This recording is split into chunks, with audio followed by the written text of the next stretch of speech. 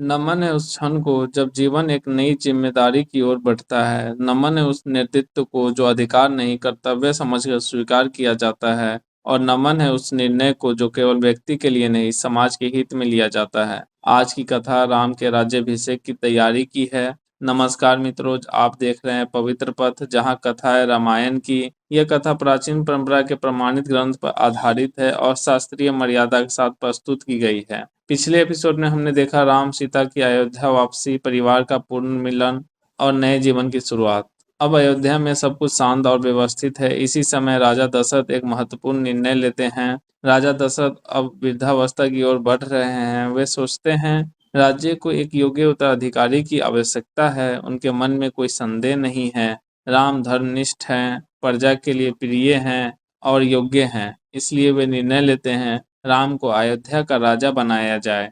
दशरथ अपने मंत्रियों और गुरु वशिष्ठ से इस विषय में चर्चा करते हैं। सभी एक मत होते हैं, राम ही योग्य उत्तराधिकारी हैं। यह निर्णय भावना से नहीं, सामूहिक विचार और योग्यता पर आधारित है। जब यह समाचार अयोध्या में फैलता है, प्रजा अत्यंत प्रसन्न होती है। उत्सव का वातावरण बन जाता है और हर व्यक्ति राम के राज्याभिषेक की प्रतीक्षा करता है, क्योंकि राम केवल राजकुमार नहीं, जनप्रिय और विश्वसनीय व्यक्ति हैं। जब राम को यह बताया जाता है तो वे कोई विशेष उत्साह नहीं दिखाते। वे कहते हैं, यदि यह पिता और गुरु की आज्ञा है तो मैं इसे कर्तव्य समझकर स्वीकार करता हूँ। यहाँ स्पष्ट है, राम के लिए राज्याभिषेक सम्मान नहीं, जिम्मेदारी है।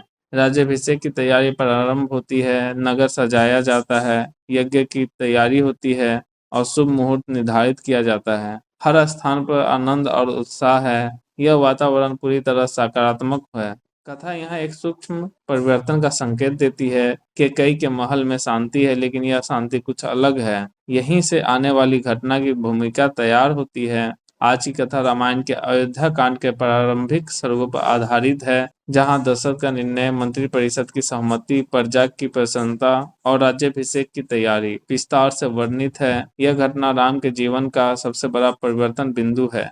आज की कथा हमें यह सिखाती है, नेतृत्व अधिकार नहीं, जिम्मेदारी है। योग्य व्यक्ति अवसर मिलने पर भी विनम्र रहता है और निर्णय सामूहिक हित में होना चाहिए। राम का व्यवहार हमें यह सिखाता है, सच्चा नेता पद के लिए नहीं, कर्तव्य के लिए तैयार रहता है।